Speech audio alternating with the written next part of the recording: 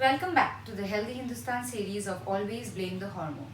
We are on topic number 3, a continuation to all the other hormones that we were talking about over here.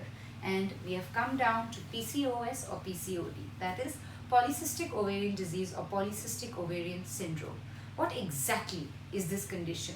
PCOS, PCOD is a condition in which you would observe presence of small or big cysts of follicles that are present in the ovaries. Now, how is this related to women and issues related with hormones? Number 1, irregular cycle. This is one of the most common symptoms you all would observe if you are a PCOS or a PCOD person.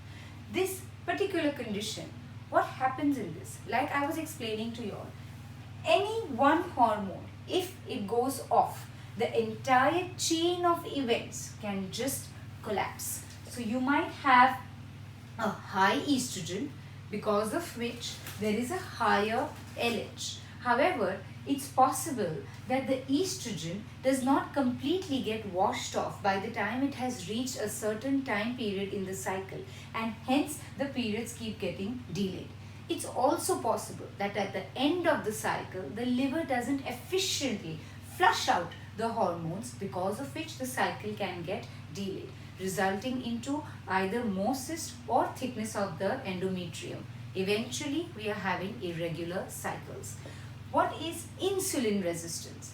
People who are having PCOS or PCOD as a condition commonly see symptoms of pre-diabetic conditions. There might be a slight sensitivity to insulin, or there could be a receptor level resistance to insulin.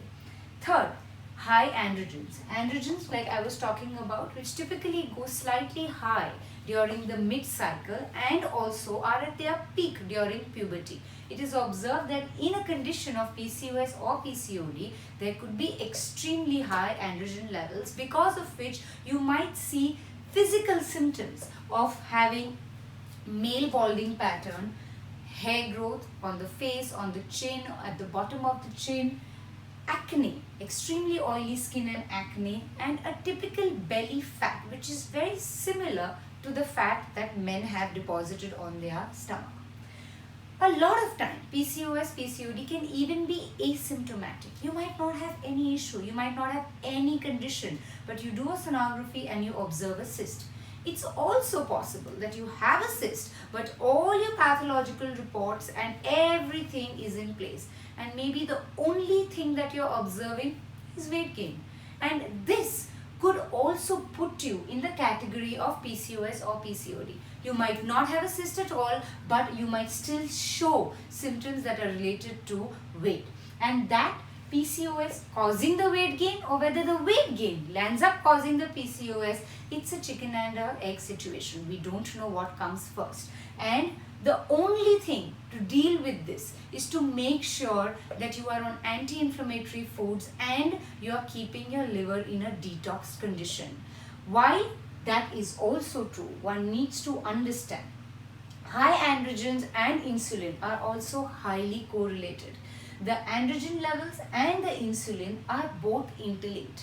High insulin or insulin resistance can result into increased androgen levels. So you see, everything is going into a cycle with these hormones. What do? There is a huge possibility that you have not done anything and you could just blame the genetics.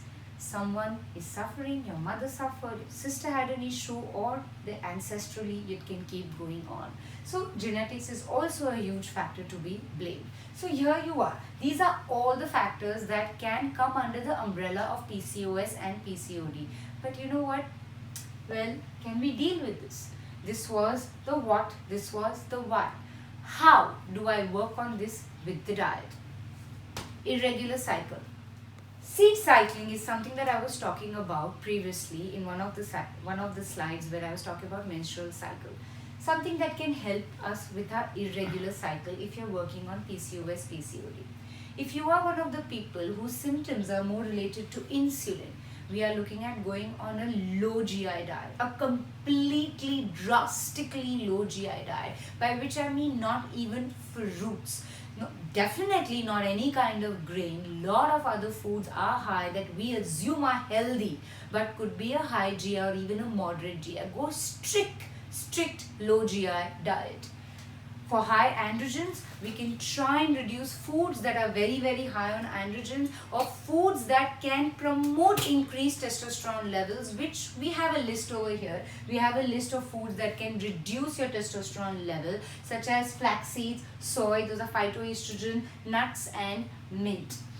If you are asymptomatic and we don't know what is the cause, I would suggest a lot of trial and error and figure what actually works with your body.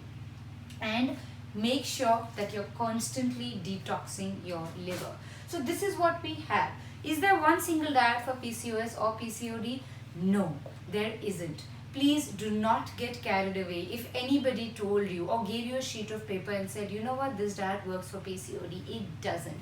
PCOD is a complex condition with huge complexity of hormones, which you yourself can observe, the different kind of hormones that are going up and down every month, and there is just no one size that fits all with PCOS and PCOD. So here we are. I strongly suggest please go through a nutritionist, make sure she's in touch with your gynecologist, and together they can help you find the best solution and the best diet to deal with this condition. And trust me, it's not impossible to lose weight. One just needs to figure why you are not losing weight. So here we are on the Healthy Hindustan series. Number 3, PCOS, PCOD. Stay tuned. We have 2 very more interesting topics left. Don't forget to hashtag Healthy Hindustan. See you soon.